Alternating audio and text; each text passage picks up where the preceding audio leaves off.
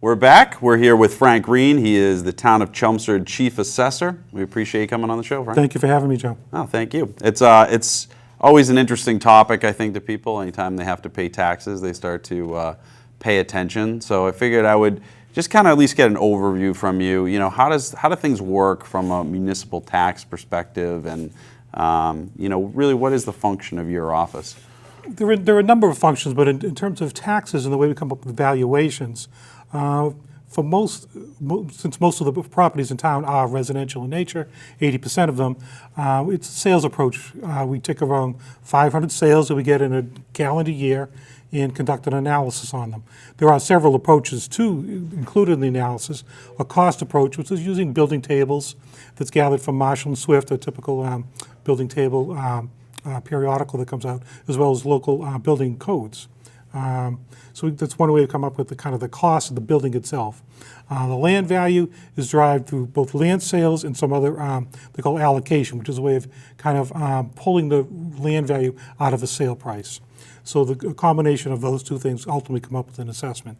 The sales approach, what we take a look at is similar to what anybody would look at as a prospective buyer. As a broker, you'll appreciate this, that we would look at it from the location within the town, the age of the home, the style of the home, size of the home, and some of the appointments of the home, that is to say the amenities. We call that grade, the quality of construction. We could have something that's average, which is a perfectly fine home, or something with more appointments, three-piece molding, that sort of thing, that would increase the grade of the quality of the home, which we would expect in the market to fetch a higher sale price.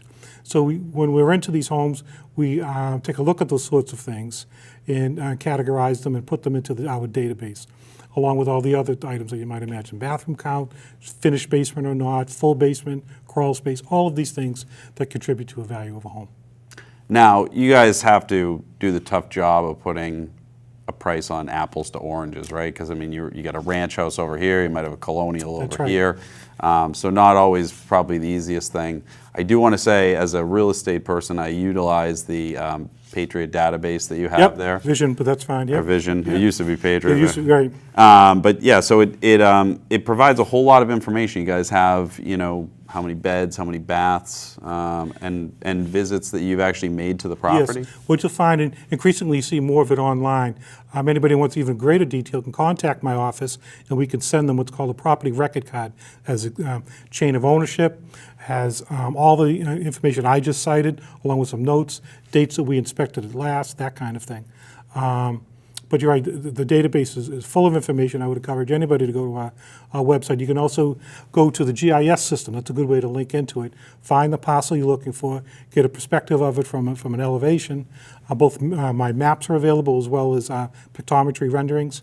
And then you can click on the property record card and see some of the specifics that we just talked about, and it links right up to it. Also provide the past 3 years of assessments, so you can kind of get a sense of, at least from our perspective, where each property has been going. I think there's even a part in there you can do a query, sales of the last year, that sort of thing. Now, if somebody felt like their tax assessment was too high, they could come into your office and file what they call an abatement? An abatement. They could certainly do that. The window of opportunity to do that is relatively brief. It's from when the bills are mailed at the end of December, generally 25th, 24th of December, till February 1st, no later than that. So really, it's only like 5 or 6 weeks, depending. So I would encourage anybody who has some concerns about their assessment to come in and see me. Either myself or my staff can sit down and explain what's on the card, what's there. Depending on the timing of the year, we might be able to come out, do an adjustment, see, yes, you really did tear out your finished basement because of a flood 2 years ago. We'll remove that from the property record card, and for the upcoming fiscal year, that reduction will be reflected. Failing that, if somebody gets a bill, say this December, they see the assessment, they kind of start looking into it, that's the time to file. That gives me the legal instrument to go in, make a change, because by that time, values have all been certified by the Department of Revenue. So I can only make a change at that point in time through the abatement process. So they come in, they file, we come out and see whatever changes they're noting, and we make the adjustment. Now, just from data I've run in the past, it looks like on average, most homes are running about 120 to 125% of their assessed value when they sell. So chances are most people's homes are worth more than what they're assessed for. That's right. And that's true for two reasons. A, as I don't have to tell you, a booming residential real estate market. Also, for instance, the values I'm about to come out with this year, this December, is going to reflect calendar 17 sales activity. Well, we've had, since that time, the end of 17, a full year's, well, very nearly a full year's worth of appreciation. Thank God, another year of appreciation. So if anybody's looking at the current market versus an assessment that'll be coming out in a month or so, they'll see there's still some difference that we haven't caught up. We're always trailing the market by about a year to 18 months, which in a robust economy, a robust real estate market, that's fine. But when we have the inevitable turndown, as every real estate market is eventually succumbed to, what happens is, suppose 18 was a somewhat lackluster year, and we had a downturn in residential. So I'm coming along with my values of being somewhat elevated when the current market could be descending a little bit. That's when it gets a little bit dicier. Now, you were around during the 08, 09 time period. Not good times, Joe. Was that a lot of work for the department to have to go through and kind of reevaluate? Absolutely, and you can see it if you look over somebody's home over a long enough trend of time. You'll see that the market moving strongly, dipping for 2 or 3 years, and then coming back up eventually. And when I talk to other communities, not so much in Massachusetts, but further away or even other countries, some of them are just starting to pull out of it, or only in the last couple of years have started to pull out of that downturn in the economy and in the real estate market. Chelmsford, like a lot of communities in Massachusetts, didn't go down as much and rebounded quicker. Just because, as the previous guest said, the robust economy, I'm not saying that Massachusetts is recession-proof, but certainly we seem to recover from it quickly just because of our strength. Right. Yeah. So Chelmsford, one of the reasons we have you on is that every year the selectmen vote on basically the tax rate. Talk about Chelmsford and their tax rate and what tax classification really is. Sure. Tax classification, as you say, I, by law, appear before the selectmen each and every year for classification hearing. What I'm charged to do is to provide information and data related to several items. One of them is the impact and the effects of splitting the tax rate, information on the small commercial exemption, the residential exemption, and open space. The small commercial is an exemption that's extended to build commercial properties less than $1 million with 10 or fewer employees. They could get a break of up to 10%. Any buildings that have 11 employees would be excluded from that. That's in short. All of this data is provided at the website as well in greater detail. Residential exemption can be as much as 35% to resident-only residential properties. Seasonal properties, though Chelmsford doesn't have too many, and non-owner occupied rental properties would not receive this particular benefit. That benefit, the residential exemption, you'll find primarily in communities that have a high rental inventory, Malden, Somerville, those kinds of communities, or high seasonal, Nantucket, Tisbury, those kinds of towns. Not so much here in most communities that don't have that type of inventory. Splitting the tax rate. Chelmsford right now is roughly an 80-20 split. 80% of our taxes are paid by the residential, 20% by the commercial, industrial, personal property. That's the exact split of 80% of our valuation is also residential, 20% CIP. What a split tax rate proposes to do, and it's done in many communities, many that surround us, Lowell, Billerica, Wilmington, Tewksbury, is shift that burden away from the residential towards the CIP by an adopted amount. Chelmsford can go up to potentially 50% of that. So what we would do, if the commercial industrial's share of the taxes is 20%, which it is right now, some percentage in addition to that can be adopted. They could go up to 50%, say 20%. So what they would do is take the taxes, shift it towards the CIP by 20%, and thereby drawing down the burden to the residential by 4 or 5% or something like that. There's roughly, I think, a 5-to-1 ratio. So that shift would go towards the commercial industrial. We would in fact have 2 different tax rates. One for the commercial industrial personal property, one for the residential. In this case, for instance, if we have a single tax rate right now, for fiscal 19, it would be 1737. In the event that we split that, the commercial industrial's tax rate will go up and the residential rate would drop below the 1737. That's essentially a split tax rate. Chelmsford can't go any higher than 50%. Other communities can go higher. Billerica does 75, Lowell 75. Billerica just enacted theirs the other night. In Wilmington, I think, is also 75, but I'm not sure. So I've seen some communities like, say, Billerica, where they have a split rate. You'd have, say, a commercial rate of, say, like $35 versus Right. a residential, like, say, 17. I'm just making. Yep, That's yep. not even completely right, but somewhere in that Yep. ballpark. So when do the selectmen vote on this, and have you already given your presentation to them? I have. I gave the presentation a week ago tonight, and I covered all of these items, and public input was welcomed and received by many people. It was a fairly long meeting of close to 2 hours. A lot of information exchanged, a lot of thoughts on the issue, exchange, good open exchange. That meeting, the public input session of it was continued to December 3rd, a week from tonight. So what the selectmen will do when it gets to that agenda item is open it up again for public input. Anybody who has any thoughts on this issue, any of these issues, are welcome to approach the selectmen, approach the podium and offer their thoughts. I would encourage it.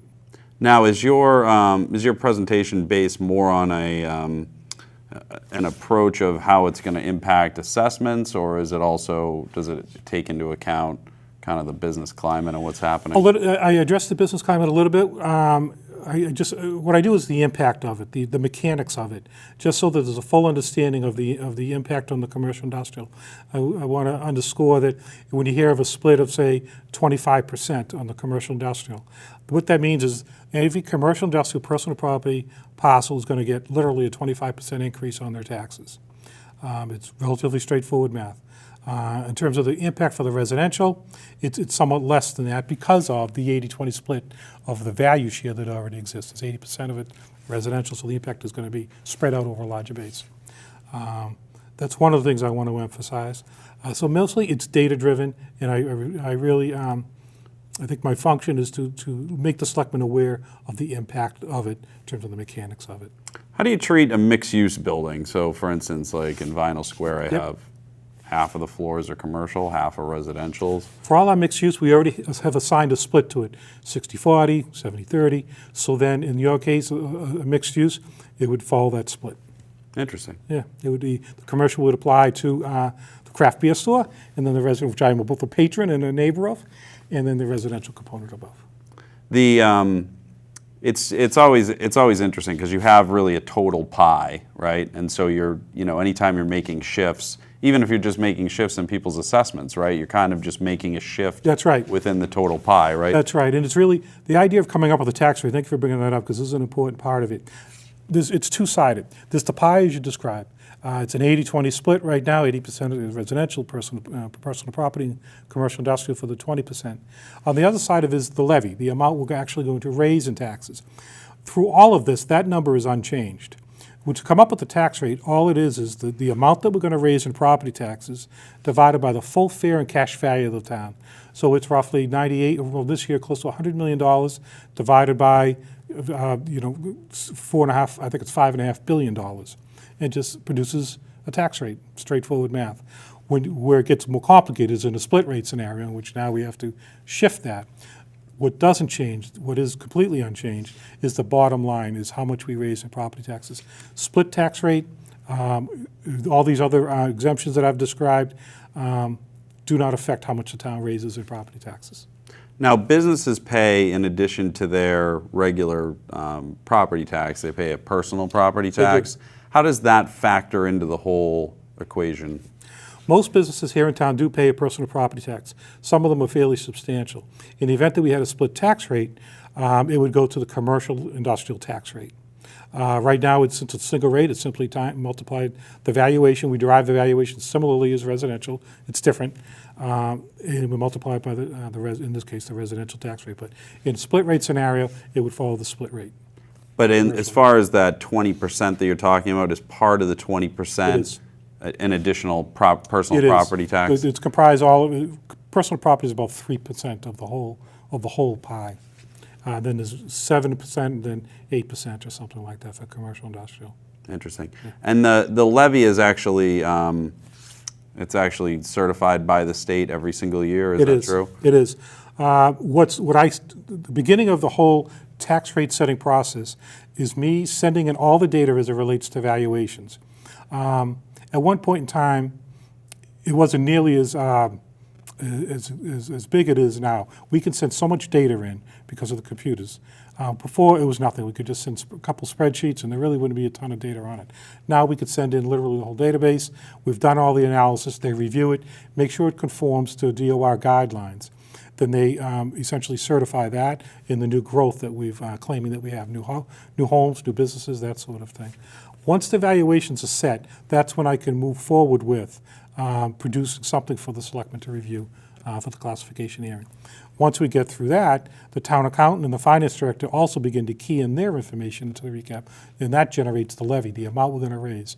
So with those two items certified, we can then go get a tax rate. That's interesting. Now, just to dispel one thing, the assessor's office does not play favoritism over people's particular parcels, right? It's based off of just an overall sales. Just an overall sales approach. No, we do not play favorites. Nope. So unfortunately, everybody has to pay their fair share of taxes. I say fortunately, everybody gets to pay their fair share. Well, we appreciate you coming on the show. I know taxes are always an interesting topic, and you know, I know that there's going to be a lot of people that are either happy or unhappy based on whether they do actually shift the tax rate. But it's always good to have somebody at the helm that knows what they're talking about and appreciate that. Has done a good job. I think you've been a great steward of the department. So thank you very much. I appreciate that. Again, I encourage residents to go out this a week from tonight, either watch it or if you really feel like it, come on down. And if you feel as though you have something to say, by all means. Awesome. Terrific. All right. Well, thank you for coming on, Thank you very Frank. much, Joe. Appreciate it.